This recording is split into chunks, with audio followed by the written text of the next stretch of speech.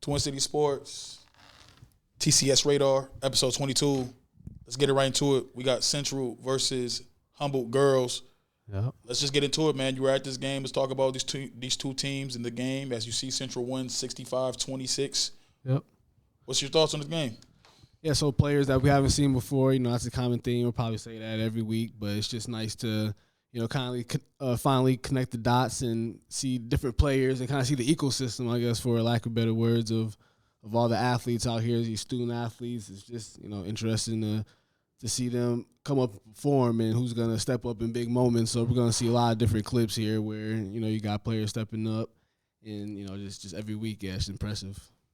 Yeah, man, for sure, man. We always talk about, the St. Paul Conference and it being back to what it used to be. I know Central girls are kind of rebuilding right now. Coach Willie Taylor, who formerly won 2 back-to-back championships, is back coaching there after leaving for some time. So I think the program's going to, definitely go through its ups and downs in this rebuilding stage. But it's just kind of good to see that some of the competitive nature is coming back to everything. So that's definitely something that I've kind of noticed for this game.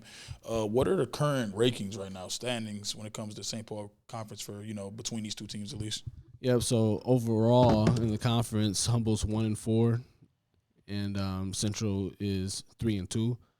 So we got Como at the top, and we'll see some film on Como later. But, yeah, 4-0 for them and 3-1 for St. Paul, Washington Johnson. So competitive conference. That's the theme that we're going to see, too, is competition, and that's what we like, and that's what that's what, as an athlete, you strive to be a part of anyway, so, yeah. Yeah, man. So, like we said, final score of this game was 65-26, Central wins. Yeah, man, so that was our first game that we recapped this week. Let's go on to the next game.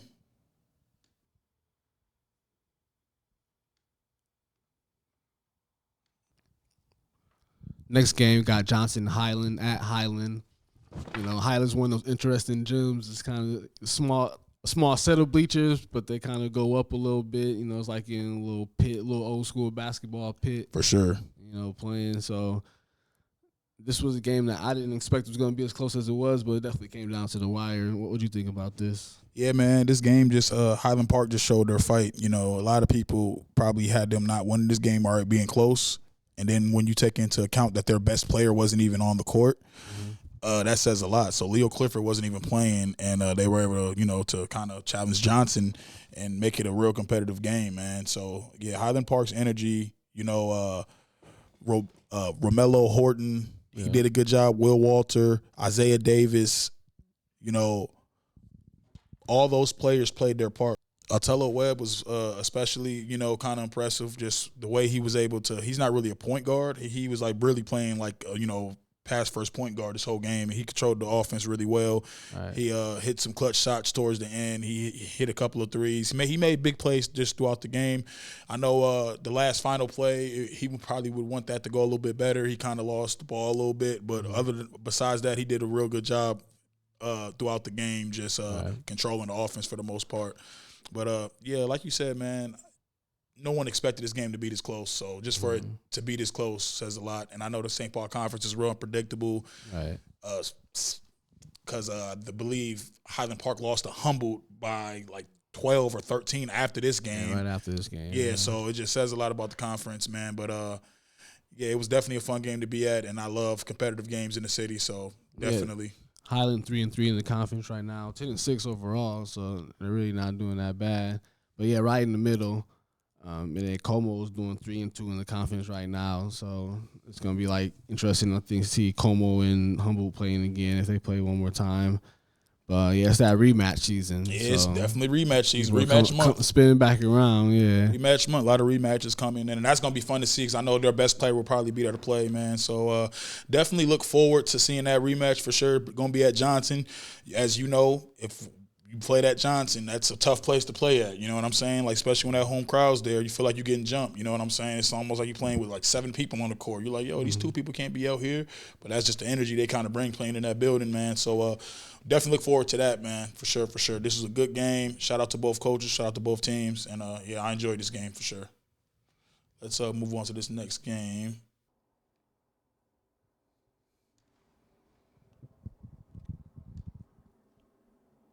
Next game, man, we got Tartan versus South St. Paul, man. I know we weren't particularly in the building for this game, but just from looking at it, man, how do you feel about this game? Yeah, I feel good about it. I feel like there's that common theme of Tartan, you know, being one of the top teams. So you always expect the performance there. A lot of guys that can make shots, and that was something. Just being in varsity basketball and seeing what makes the best teams the best is that they got shot makers, and that's pretty much what Tartan has, right? You talk about KJ and how good of a player he is, and obviously a lot of players in this court that we've been following. So it's when you see it coming together, you're not really surprised, but you definitely appreciate like Duke right there, just making it look easy, like playing good basketball, and that's what it comes down to. You wanna get far, you gotta play good, clean basketball. Everybody's talented. So it's like, how do you put it together? And, that's what you be seeing from Tartan. And that's what you see from a lot of these teams. And, we always like seeing these, we say it all the time, but like seeing these new athletes. So, Yeah, I agree 1,000%, man. Like you said, when it comes to making shot makers, that's what Tartan has. Like, that separates great players from good players. You know what I'm saying? Like, and KJ's a great player. Like, I know Mr. Basketball's award they only give to seniors, but, KJ has definitely done enough to I feel like his name should be mentioned in that, and maybe we should look at what award he's able to get. I think this should just all change. That's my opinion. But besides that point, Duke, I liked what I saw from Duke. He was really aggressive. I know one of our good brother LD was at the game. He mentioned some of his input. He said he thought that he was more aggressive this game than what he's been, really like a lot. Like he didn't see this a lot at North St. Paul a lot, so he's able to kind of not settle for the jump shot. And he's been running the floor, playing great defense, and is dunking a lot. I feel like he's probably had more dunks this season than probably his whole entire high school career. I'm gonna have to ask him, so don't take me 1,000% on that. But just how he's playing, like that move right there that he's able to do, like. It's effortless, man. And shout out to South St. Paul. I know they played hard, but, Tartan's just a good team. Tartan's still undefeated. They haven't lost a game since 2024, I believe. So they are looking like they're trying to repeat the undefeated season again. And there we go again. Look at that. Shot makers. You know what I'm saying? So shout out to them. I know when it comes to conference play, things tend to kind of get a little bit close because I know I don't believe they're in there. St. Thomas isn't in their conference, right? St. Thomas, they played them. It was close game. They just beat St. Thomas. 5 points, right? 72-60. Yeah. So around conference time, you just kind of see like a lot of it's unpredictable to tell what's going to happen. So I say that to say just pay close attention to some of these games because as you see, they just won by a large margin at St. Paul, and then they went over to St. Thomas, and it was a tough game. But going down in history, they always do play tough games against Tartan for some reason. So it would definitely the same conference in that Metro East Conference, and Matamidi is up there 6-2 in conference. It's gonna be a great game. St. Thomas Academy 6-3. So yeah, a lot of conferences, especially like a lot of the Metro conferences is very competitive and very unpredictable. Very, very, very, man. That. All right, man. Shout out to Tartan. They're still undefeated. Like I said, final score was 92-59. Let's get on to this next game.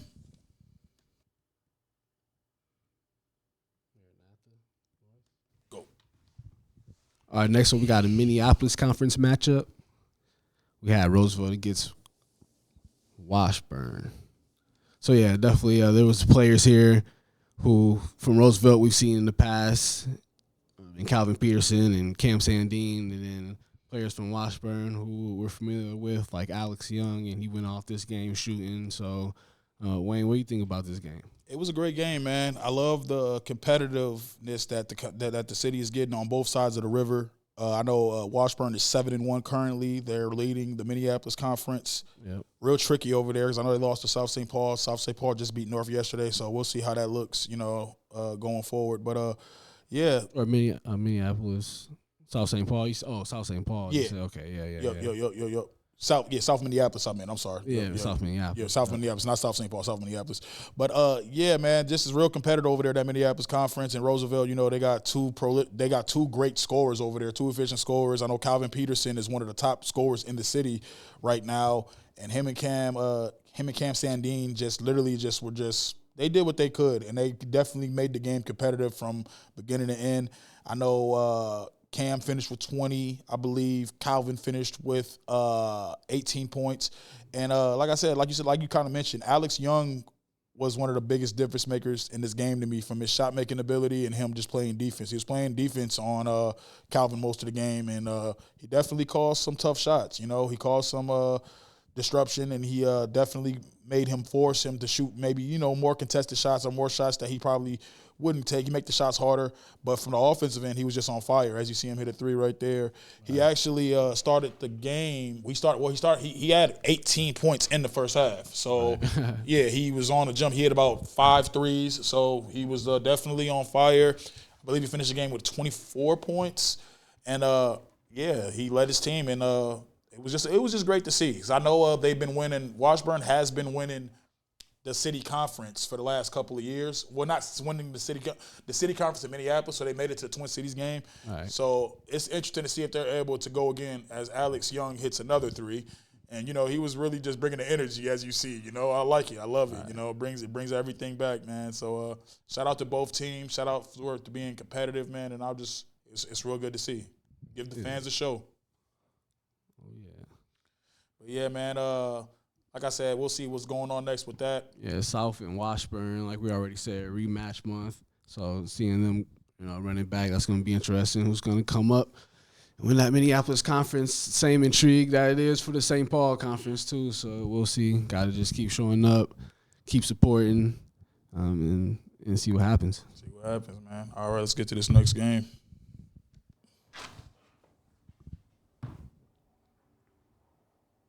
Oh, yeah, so this next game we got Mariannatha versus Minneapolis North.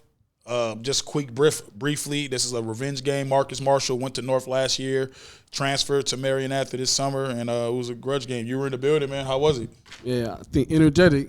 Anybody who's in there knows it was pretty alive in there, and everybody was going back and forth in the crowd even. So the players came out right away, making a lot of buckets early, fast-paced game. Good defense, good offense, and you just think about basketball being a game of runs, and that's exactly what this was. And everybody was just, on the edge of their seats to just see what was going to happen. Teeny Phillips there finishing. So, a lot of players that, again, come across to for the first time. A player like Ira Thomas, who you're going to see later, hits a big shot in this game. And he's only a sophomore, so you got Marcus Marshall as a junior, so hopefully those two guys coming back next year. Jeremiah Jackson finishing the layup right there. North, of course, the typical guys like Jamarian Sanders showed up to play, and Corday Williams and Jeremiah Jackson, and they're just a team anyway, so a lot of guys pitching, and kind of like the Johnson team over here. So you got your main scorers, but you got all these other players too who can hoop, so it was a game that lived up to expectations, I would say. Different people in the room was probably hyped for different reasons in that arena, but it was nice. Everybody performed. Everybody stepped up, and that's what was impressive. Yeah, man, definitely a candidate of game of the year, in my opinion, too, just from watching it back. So that definitely was we want to hear that. We want to hear about, some of these city games. I know they're in a certain conference, so it's not technically that was a great move.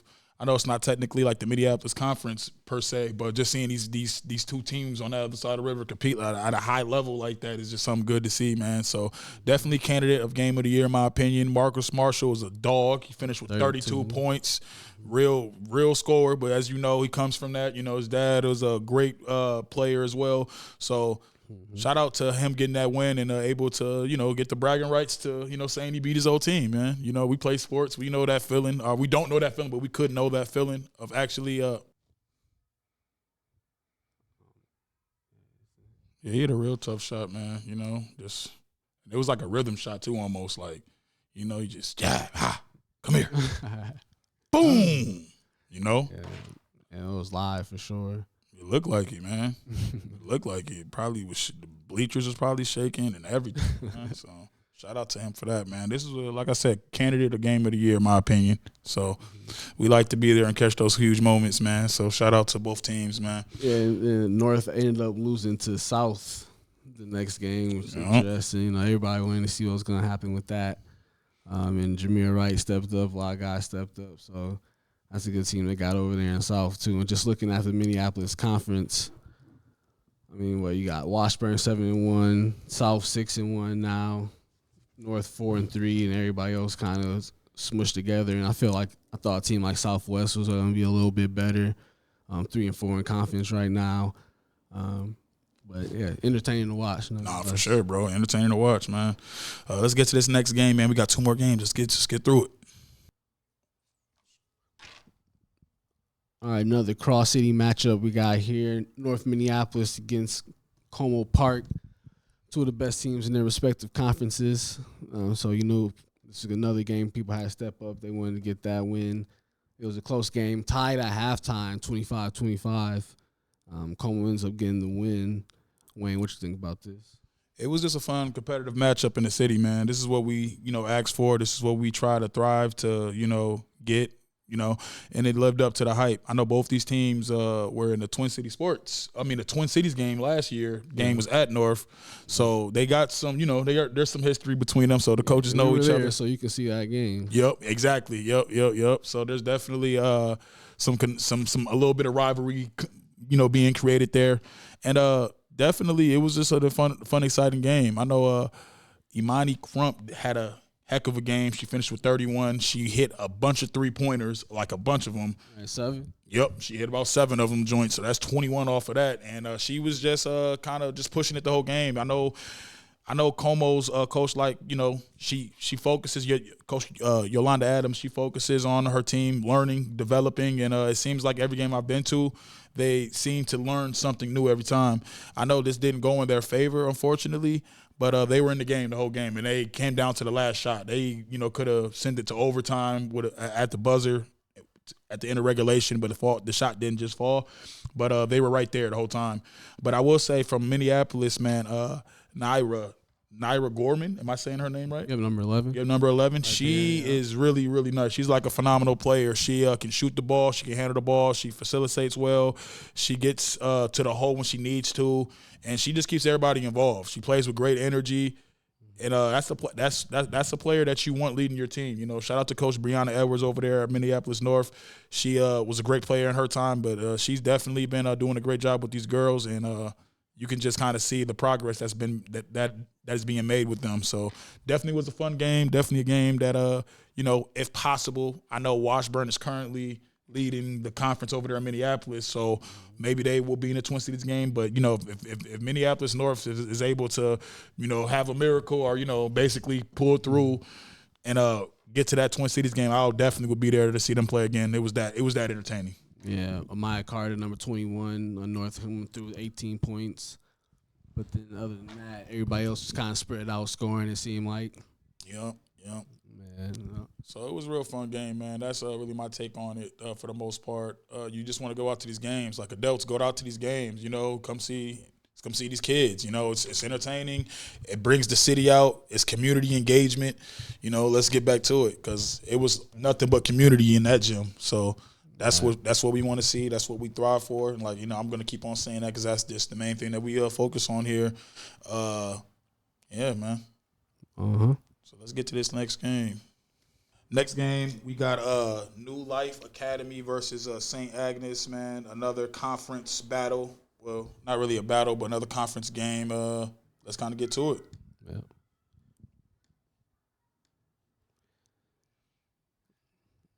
Yeah, So, yeah, competitive basketball is what we want to see. That's all it comes down to. So, LD was at this game, and, he has the closer opinion, but this was the type of game where, you don't know what you're going to see. Some Minnesota City stuff, and in the Skyline Conference, we got Maranatha and St. Croix Lutheran, of course, leading the 11-0 in conference for Maranatha and St. Croix Lutheran at 10-1. St. Agnes and New Life not so much 3-7, 3-8. So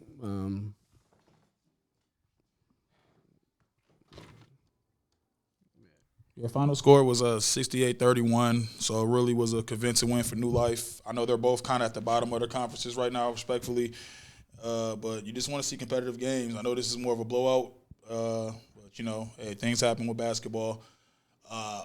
Shout out to Coach McCoy, Marlon McCoy over at St. Agnes, his first year coaching. I know Swin wasn't in his favor, but he's been doing a great job with the boys, preparing them, showing them basically how to prepare for games. I see them putting in extra hours in the gym after work. You know, we call it the work after work, so they're doing that. So shout out to them, man. And as they continue their season, we will be following both of these teams as they go on, and we'll go from there for the most part. It's been another episode of Twin City Sports, TCS Radar. How you feel about this week of basketball and what we got next week?